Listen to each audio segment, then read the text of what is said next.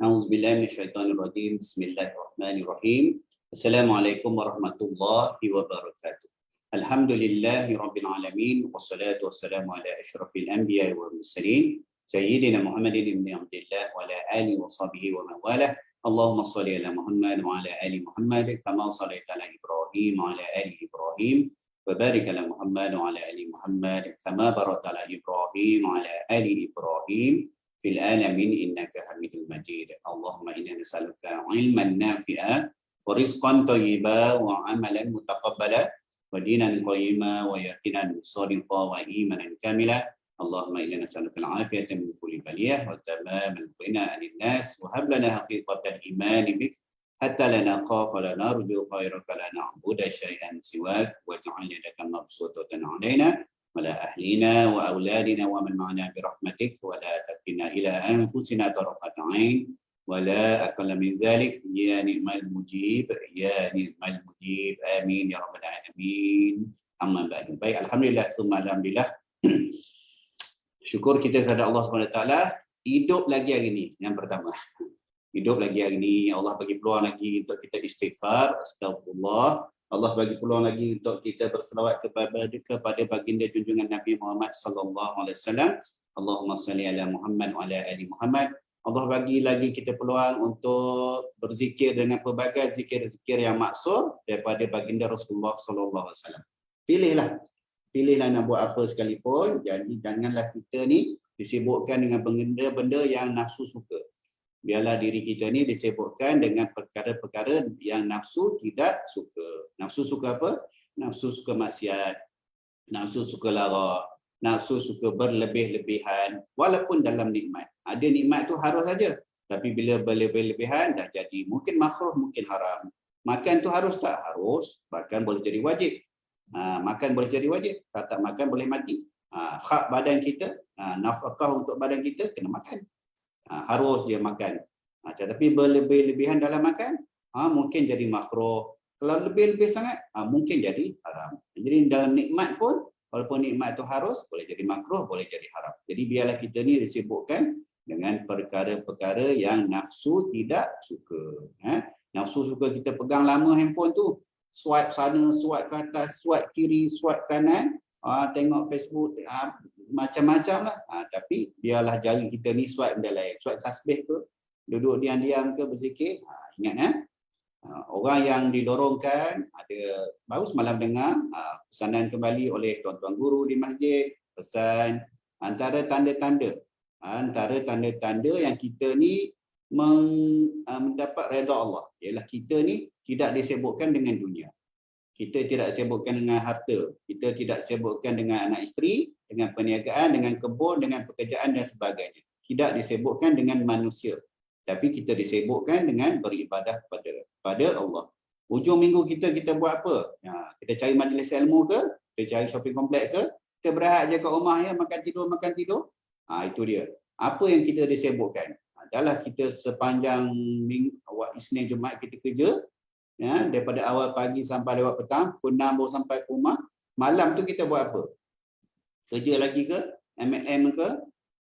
Sibuk browse Shopee ke? Apa? Tengok. Ingat antara pandangan ulama' ialah siapa yang nak cari petanda yang dia ni dah mula berada di jalan yang Allah redha, tengok dia disibukkan dengan apa? Ya betul Zan? Semalam Al-Fadil Ustaz Aziz kat Masjid Abzan pesan antara beberapa pesanan. Apa yang kita ni disibukkan? Muhasabah diri sendirilah, masing-masing tahu. Awak sibuk apa? Ingat lagi pesanan Al-Fadil Ustaz Iwis dalam bab bacaan Al-Quran. Satu hari berapa jam kita ada semua? 24 jam. Berapa jam? 24. Anissa 24 jam, Ni Hidayati 24 jam, Aqilah pun 24 jam. Sama je. Apa beza 24 jam kita ni dengan 24 jam orang yang hati dia terikat dengan beribadah kepada Allah? Ialah pelaksanaan tu. Ustaz Iwais bagi contoh apa? Membaca Al-Quran. Daripada subuh sampai ke zuhur berapa lama? Lama tu. Banyak jam? Banyak jam. Selai tak boleh baca kat Al-Quran. Saya terasa betul Ustaz Iwais cakap. Selai tak boleh baca ke? Daripada subuh ke zuhur? Zuhur ke asar tu kita mungkin sibuklah benda lain kan? Tapi Selai tak boleh ke? Asar ke maghrib tu mungkin pendek lah. Tak sempat lah. Tapi isyak ke subuh lama tak? Lama weh. Selai tak boleh ke?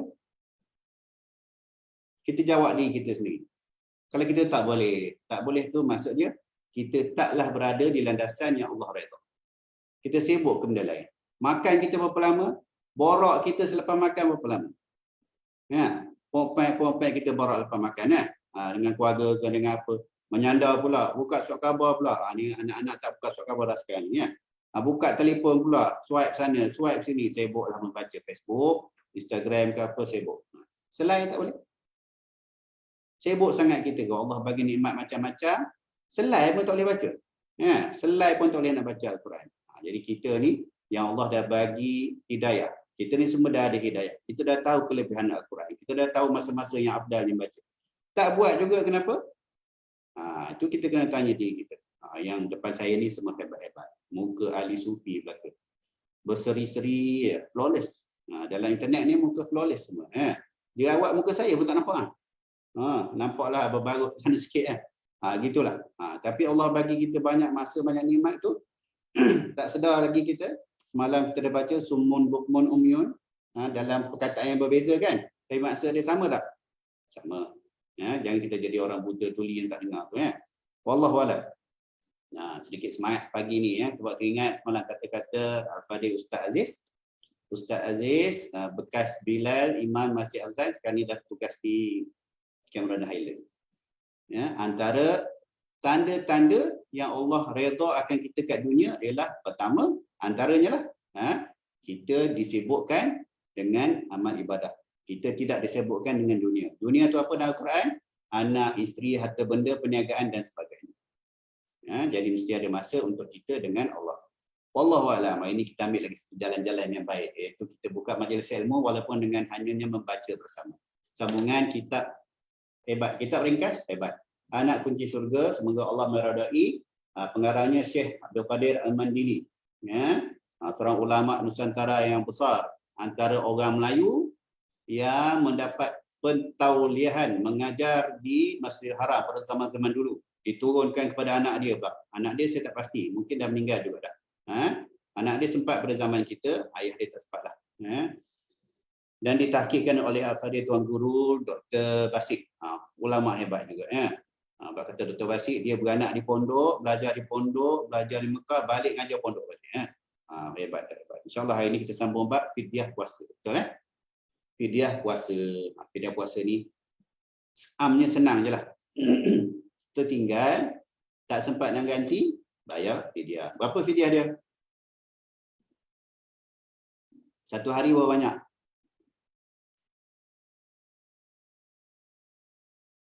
Kata jawab selalu tu. Berebut angkat tangan. Saya. Satu hari berapa? Orang alim semua ni tak pernah tertinggal ganti puasa. Sebab tu tak pernah bayar fidyah. Satu cupak, tak salah saya lah. Satu cupak. Kat internet tu ada kira je. Sekarang nak bayar fidyah senang je. Boleh bayar online pun boleh. Tak ada masalah. Ke tempat yang sewajarnya. Itu saja. Dan fidyah ni hanya untuk orang yang satu, dia tak sempat nak ganti. Dua, atau disebabkan apa tak sempat ganti tu bukan sebab keuzuran yang tak ada tanda-tanda nasihat. Kalau orang dah tua, kita jaga mak ayah kita dah uzur sangat dah. Memang dia tanda nasihat dia sebenarnya ada pandangan tak payah bayar fidyah pun untuk dia. Dah terlepas dah bagi dia. Dah terlepas dah. Tapi biasa kita bayar juga kan? Kita bayar juga. Tak ada masalah. Mari kita tengok pandangan-pandangan Tuan Guru berkenaan dengan fidyah puasa. InsyaAllah saya rasa boleh habis kot ni. Silakan.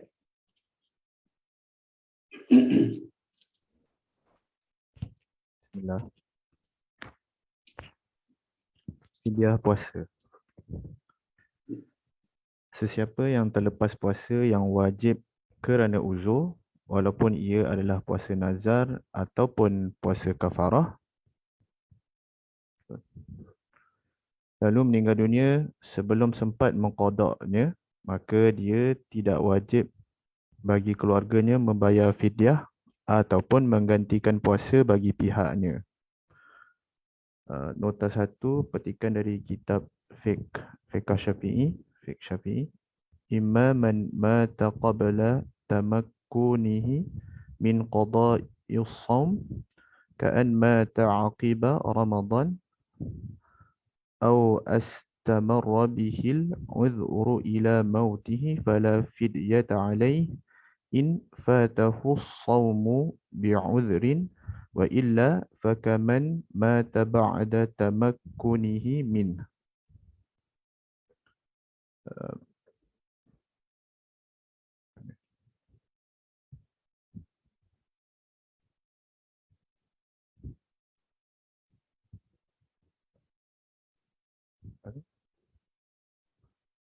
Kembali kepada teks asal semula.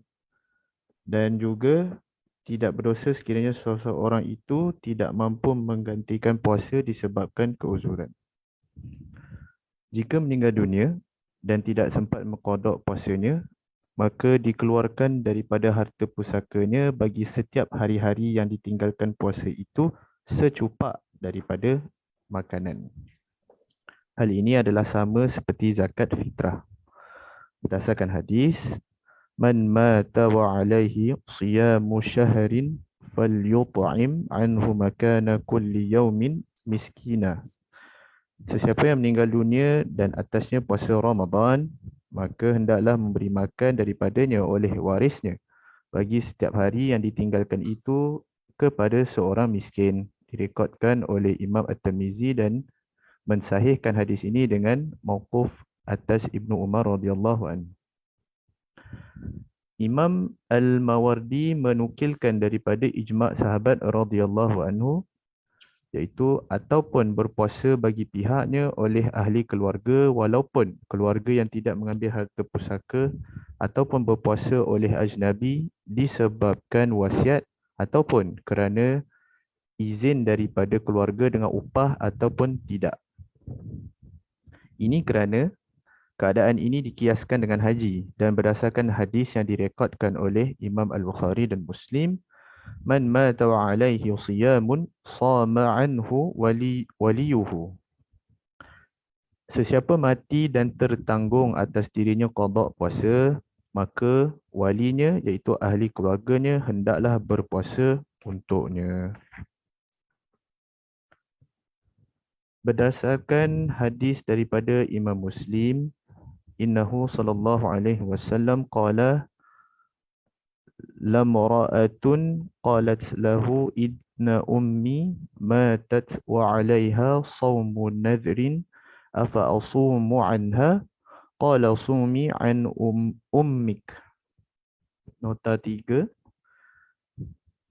daripada Ibnu Abbas radhiyallahu anhu katanya, telah datang seorang perempuan kepada Rasulullah sallallahu alaihi wasallam lalu dia berkata, wahai Rasulullah sallallahu alaihi wasallam, sesungguhnya emak aku telah mati dan ke atasnya puasa nazar. Adakah aku perlu berpuasa ke atasnya? Maka baginda berkata, apakah pandangan kamu jika berlaku ke atas emak kamu hutang? Adakah kamu akan melangsaikannya hutang itu ke atasnya? Lalu dia berkata, ya. Lalu baginda berkata, maka kamu berpuasalah ke atas emak kamu. Direkodkan oleh Imam Muslim dalam Sahih Muslim. Nota asal, maksud yang sama, sesungguhnya Rasulullah SAW bersabda kepada seorang perempuan yang bertanya, ibuku sudah mati dan beliau mempunyai puasa nazar. Maka adakah aku perlu berpuasa bagi pihaknya? Baginda menjawab, hendaklah kamu ganti puasa untuk ibumu. Baik, banyak hukum ni. Pertama tadi, ganti itu melainkan untuk orang yang keuzuran, tidak juga dan juga tidak berdosa sekiranya seseorang itu tidak mampu menggantikan puasa disebabkan keuzuran. Ini maksud dia apa? Ulama bincang uzur yang tak ada, memang tak ada tanda nak sembuh lah. Dah uzur, orang tua dah uzur sangat kan, dah terbaring, kadang-kadang dah nyanyuk, taklif dah diangkat daripada mereka, tak perlu dah solat, ataupun keuzuran yang sangat-sangat lah, maksudnya tak ada peluang lah, tak ada nak puasa tu boleh mudaratkan dia dan sebagainya. Ini semua kita maklum lah, tak apa. Itu satu.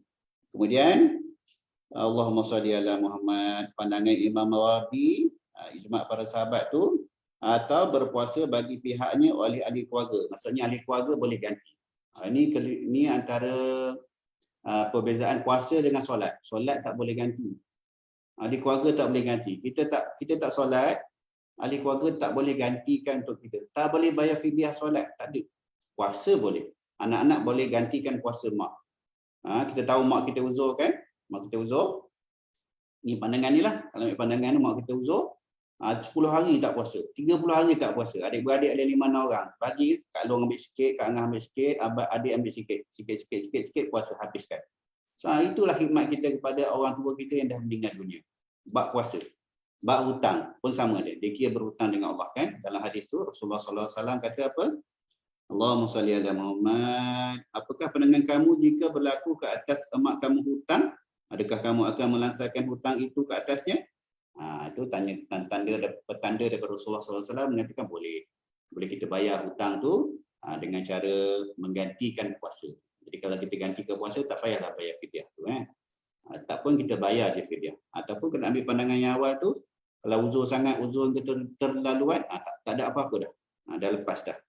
Siapa yang terlepas puasa yang wajib kerana uzur, walaupun ia adalah puasa nazar ataupun puasa kafarah, lalu meninggal dunia sebelum sempat mengqadanya, maka tidak wajib bagi keluarganya membayar fidyah. Tak wajib. Pandangan Syekh Abdul Qadir Madini kata tak wajib. Ataupun menggantikan puasanya bagi pihaknya. Ada dalil-dalil yang Syekh dah bawa tadi kan. Wallahualam. Kita tengok dia punya cupaknya pula. Dan wajib membayar secupak. Sambung.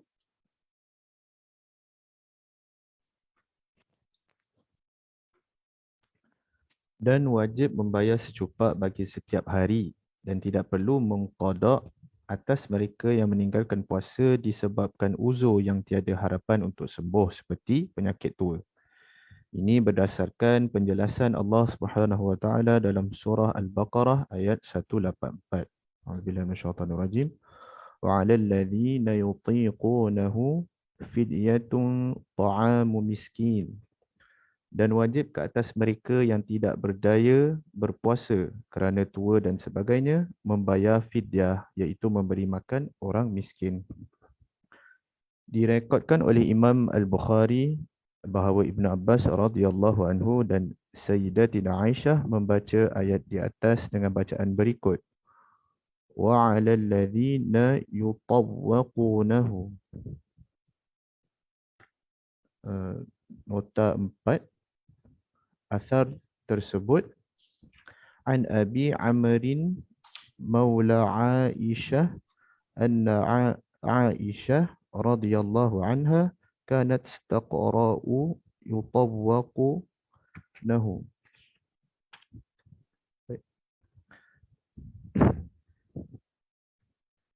Nota asal, kembali ke nota asal, yang memberi maksud dan mereka yang dipertanggungjawabkan untuk berpuasa tetapi mereka tidak mampu berpuasa.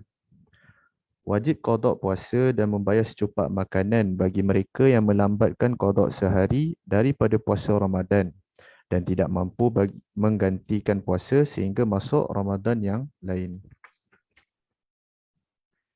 Ini kerana 6 orang daripada sahabat berfatwa tentang perkara ini. Mereka semua bersepakat dan tiada yang membantah. Nota 5. Dalil tersebut maksudnya kami telah menyebutkan bahawa mazhab kami berpendapat seseorang itu wajib melakukan ibadah puasa yang sedang berjalan, kemudian baharulah dia menggantikan puasa yang ditinggalkannya sebelum ini. Diwajibkan baginya untuk membayar fidyah, iaitu denda, untuk setiap hari yang ditinggalkan, iaitu secupak makanan. Ini adalah pandangan Ibn Abbas, Abu Hurairah, Atha bin Abu Rabah, Al-Qasim bin Muhammad, Az-Zuhri, Al-Auzi, Malik, Al-Thawri, Ahmad dan Ishaq. Namun begitu, Al-Thawri mengatakan bahawa fidyah perlu dibayar sebanyak 2 cupak untuk 1 hari. Al-Hasan Al-Basri, Ibrahim An-Nakhai, Abu Hanifah, Al-Muzani dan Daud mengatakan puasa yang ditinggalkan itu perlu diganti dan tidak perlu membayar fidyah. Walau bagaimanapun, jikalau dia sentiasa dalam keadaan bermusafir dan sakit atau sebab-sebab atau keuzuran yang seumpama dengannya sehingga masuknya Ramadan yang kedua, maka pendapat kami adalah dia perlu berpuasa pada Ramadan yang sedang berjalan. Kemudian barulah dia menggantikan puasa yang terdahulu dan dia tidak perlu membayar fidyah kerana dia dimaafkan. Pendapat ini dinyatakan oleh Ibnu Al-Munzir daripada Tawus, Al-Hasan Al-Basri, An-Nakhai, Hamad bin Abu Sulaiman, Al-Auzi, Malik, Ahmad dan Ishaq, dan ia adalah mazhab Abu Hanifah, Al-Muzani dan Daud. Ibnu Al-Munzir, Ibn Abbas, Ibn Umar, Sa'id bin Jubair dan Qatadah berkata, seseorang itu perlu berpuasa pada Ramadan yang sedang berjalan dan membayar fidyah untuk puasa yang ditinggalkan dan tidak perlu diganti setelah itu. Kembali kepada nota asal.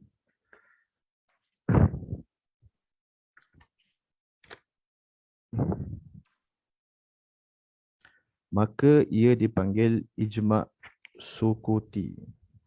Di dalam nota ijma' sukuti iaitu sebahagian imam mujtahid mengeluarkan pandangan, para mujtahid yang lain berdiam diri, tidak berterus terang menyokong atau membantah fahaman tersebut.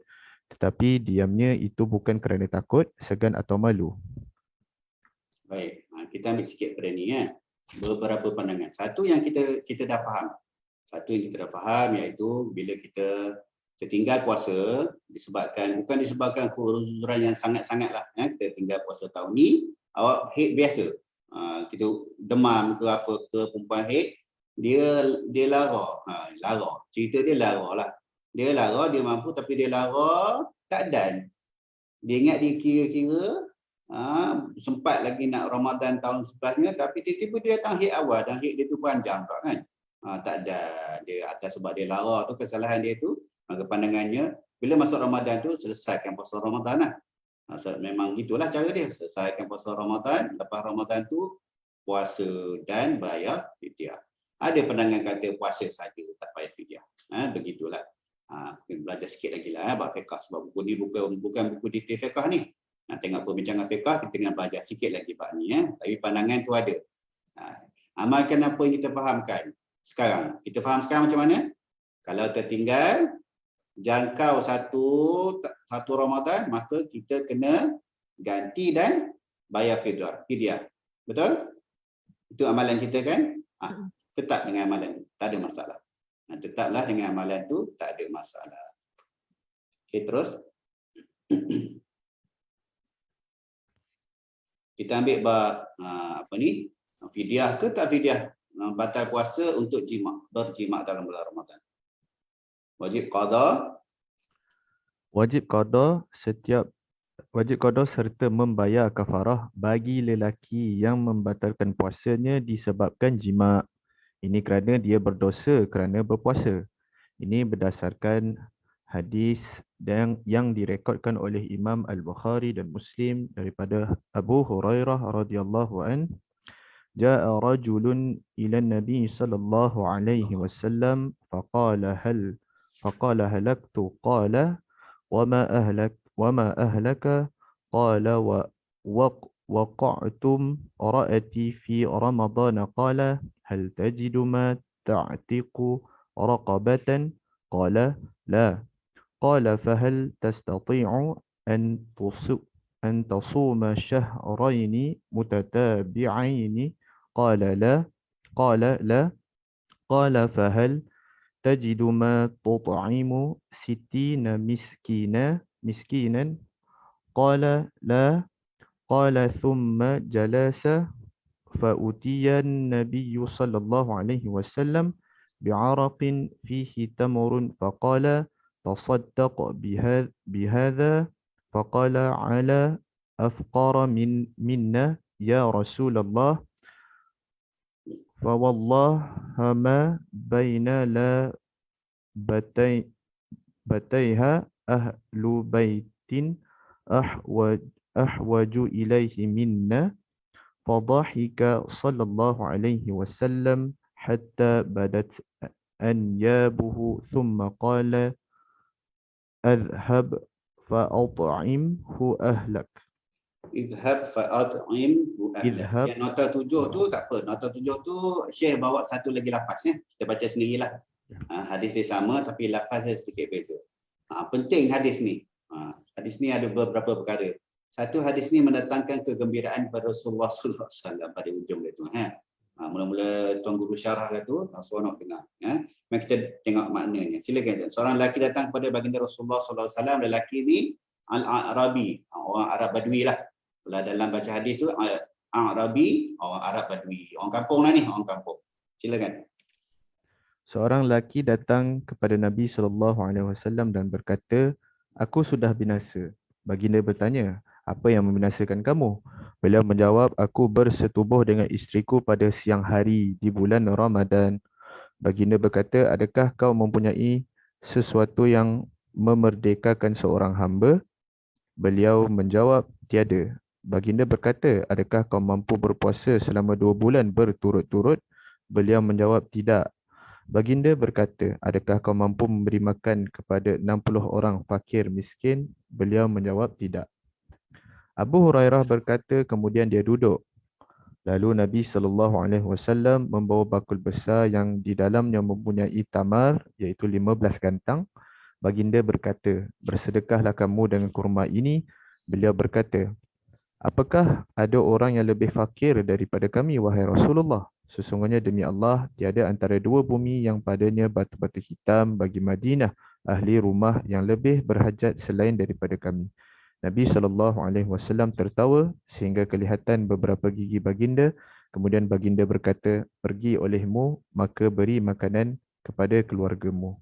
Baik, Alhamdulillah. Dalam perbicaraan bab puasa, kita dah bincang bab kafarah jima' di siang hari. Siapa yang kena kafarah ni? Akilah, siapa yang wajib bayar kafarah ni? Suami atau isteri atau kedua-duanya? Siapa yang nak kena puasa 2 bulan untuk turut bebaskan hamba ni? Suami saja. Suami sahaja. Sebab memang asbab perbuatan jima' tu biasa didatangi, dimulakan dengan suami. Begitulah. Suami yang membuatnya. Jadi itu suami yang kena kafarah. Isteri tak ada apa-apa. Walaupun isteri sama-sama nak. Tak ada apa-apa. Itu perbincangan pertama. Jadi kita dah bincanglah bab kafarah ni apa semua kan. Tapi tengok satu lagi. Juga dibincangkan kalau sebelum dia jima' tu dia dah membatalkan puasa. Itu ada pandangan yang berbeza. Tak kena kafarah dan sebagainya, tetapi masih lagi berdosa sebab Allah Maha mengetahui akan kelakuan hamba dia. Dia nak jima' tapi dia takut bayar kafarah, dia buka puasa dulu. Mai hawa bina air, kawan bina air. Selesai, barulah dia jima'. Ada pandangan yang mengatakan tak kena kafarah. Dia negatif puasa dia, tapi masih lagi berdosa besar. Sebab dia sengaja membatalkan puasa untuk berjima' tu. Jangan menipu begitulah. Macam orang nak kahwin janda yang dah cerai 3 kali kan. Berpakat kan. Berpakat. Tak boleh.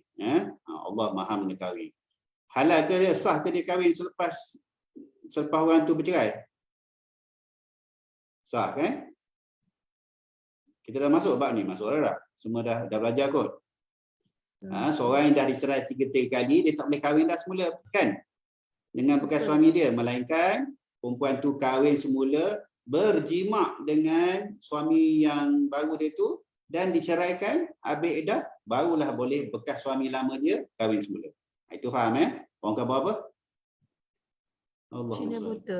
Cina buta. Apa sahaja Cina terbabit dalam hukum fiqh ni pun saya tak tahulah orang Melayu ni kan. Cina buta. Jadi perlu dicerai. Kali ketiga, habis iddah, kahwin baru, wajib jima'. Tak jima' tak jadi. Tak jima' tak jadi. Mesti jima', lepas jima' tu cerai. Lepas cerai tu edah. Lepas tu baru boleh kahwin semula. Kalau dia berpakat, dia bayar orang kan, pakat, orang tu rela, berdosa, masih lagi berdosa. Walaupun perjalanan tu sah. Begitu juga yang ni. Sebelum jima' tu dia batalkan puasa dulu dan dia berjima'. Dosa. Masih lagi berdosa. Itu satu bab. Kemudian bab besarnya, indahnya kelebihan hukum-hukum dalam Islam dah dipertunjukkan oleh baginda Rasulullah SAW dalam kes orang Arab ni. Dia tahu dia dosa, ya Rasulullah, aku ni hancurlah aku, habislah aku, binasalah aku sebab aku jima' isteri aku. Apa Rasulullah buat? Rasulullah ajar kita hukum-hukum fiqh bab kafarah, bab denda jima' isteri dalam bulan Ramadan. Kita tu pun belajar. Kemudian Rasulullah ajar apa lagi? Kelebihan kebesaran dalam pelaksanaan hukum. Taklah ketat gitu. Taklah seketat bebas hamba. Bebas habis. Kalau kau tak ada hamba, kau orang miskin, habislah kau. Mampulah kau masuk neraka. Dah. Kan? Dibuka lagi kan?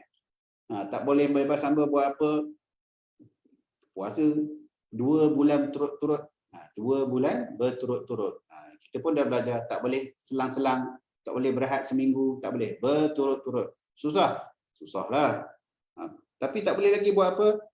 Allahumma salli ala Muhammad. Bagi 60 orang fakir miskin makan. Makan tu ingat, lupa nak bincang masa bayar satu cupak tu, satu cupak apa? Anissa, satu cupak apa bayar fidyah ni? Durian? Beras. Emas? Beras. Beras. Orang satu cupak emas tadi. Kaya benar. Anak dara aku ni. Satu cupak beras ataupun takrifan yang paling tepat apa je, Nick? Satu cupak apa? Buka mikrofon. Jumhur ulama keliling. Jawab. Tolong Kak Nick kau. Takrifan paling tepat satu cupak. Izan? Gandum, Cik. Betul. Beras betul, gandum betul, Gandum. kurma betul. Ataupun satu cupak makanan ruji tempat itu. Kalau orang tempat tu makan kurma lah. Dia makan kismis. Tak ada orang makan kismis. Apa-apa je lah. Bali lah satu cupak. Wallahualam. Jadi ini kena bayar 60 orang fakir miskin makan. Dibuka lagi hukum fiqah tu. Dah tak mampu, orang lain tolong bayarkan. Sampai dia kata, ya Rasulullah, tak ada orang dah yang paling miskin daripada koma ni kat rumah ni, kat Madinah ni. Rasulullah senyum, sengih. Rasulullah kata, ambillah bawa balik bagi ahli keluarga kau makan. Lepas dia. Dia lepas pada dosa, dia lepas pada pelaksanaan denda, kafarah dia itu selesai. Diselesaikan oleh baginda Rasulullah SAW dan para sahabatnya. Begitulah indahnya Islam. Kita jangan ketat sangat. Janganlah kita tahu satu hukum ni, kita pegang tu je. Orang lain buat lain sikit, haram, dosa, tak sah. Besar lagi dunia syariat ni. Kita ni orang awam ni, pertamanya kita kena faham bahawa hukum kita ialah berdasarkan mufti kita. Maksud dia kalau mufti kita tanya Ustaz Iwis, Ustaz, boleh ke buat ini? Ustaz kata boleh. Kita tak tanya Ustaz, dalil Ustaz, mazhab apa Ustaz? Dah memadai dah Ustaz Iwis cerita, kita ikut je, tak ada masalah. Orang-orang yang siqah macam tu, orang-orang yang alim, yang faqih dalam bab-bab dia. Bab zakat ada orang zakat, bab sedekah, bab amal ibadah ada ahlinya, bab muamalat tanya ahli muamalatnya, begitu memadai. Wallahu alam. Alhamdulillah, nanti kita sambung bab yang menonton 7 tu, lafaz yang sedikit berbeza untuk hadis tu boleh baca, tak ada masalah. InsyaAllah minggu depan sihat tubuh badan panjang umur kita sambung bab puasa sunat. Puasa sunat tu insya-Allah minggu depan ni ada peluang kita untuk kita tambah ibadah. 1 hari bulan Zulhijjah sampai 9 hari bulan Zulhijjah, waktu yang aula untuk kita menambah segala macam ibadah. Antaranya puasa sunat. Sedekah kita digandakan, amal ibadah kita digandakan, semuanya digandakan. Dan yang tambahnya ialah puasa sunat. Jadi berazamlah kita untuk kita puasa sunat 1 sampai 9 Zulhijjah. 10 Zulhijjah tak boleh puasa. Kenapa? Ni soalan terakhir untuk ni Hidayati. 10 Zulhijjah tak boleh puasa sunat. Kenapa? Raya. Orang raya kena semangatlah sikit. Raya. Wallahu a'lam. Semoga Allah memberkati ibu bapa kita, ahli keluarga kita dengan majlis ilmu yang sama seperti yang kita lakukan kat sini, walaupun seadanya lah, hanya membacanya bersama. Padan dah untuk orang jahil macam kita tu, baca ajalah bersama-sama. Wallahu a'lam. Auzubillahi minasyaitonirrajim. Bismillahirrahmanirrahim. Allahumma faqihna fid din, ya Allah ya Rahman ya Rahim. Kurniakanlah kepada kami, ibu bapa kami, ahli keluarga kami, seluruhnya ahli keluarga jemaah kami yang masih kau berikan nyawa di bumi-Mu yang hanya sementara ini, ya Allah, kefakihan dalam agama. Kami disibukkan dengan amal ibadah kepada-Mu, tidak lara dengan dunia-Mu yang sentiasa menggoda kami untuk meninggalkan amal ibadah kepada-Mu, ya Allah. Allahumma faqihna fid din wa 'allimna ta'wil, dalam keadaan kami membaca tadabbur ayat suci Al-Quran-Mu. Berilah kami kefahaman ya Allah agar kami faham akan seruan-Mu. Kami terima segala arahan-Mu, meninggalkan larangan-larangan-Mu dan berusaha untuk menyampaikan ajaran-ajaran-Mu kepada ahli keluarga kami dan sahabat-sahabat kami ya Allah. Wa ihdinas siratal mustaqim, agar kami sentiasa berada di landasan yang benar ya Allah. Tidak terpesong dengan berbagai akidah yang sesat ya Allah, amalan-amalan yang bid'ah, dalalah dan sebagainya ya Allah. Siratal ladzina an'amta alaihim, agar ikutan kami ya Allah ialah pada para nabi, pada para syuhada, orang alim, ulama, salihin dan sebagainya ya Allah. Sallallahu alaihi sayyidina Muhammad wa ala alihi wa sahbihi wa barik wa sallim. Subhana rabbika rabbil izzati amma yasifun. Wassalamu ala mursalin. Alhamdulillahi rabbil alamin. Subhanakallahumma wa bihamdika asyhadu an la ilaha illa anta astaghfiruka wa atubu ilaik. Wabillahi taufiq wal hidayah. Assalamualaikum warahmatullahi wabarakatuh.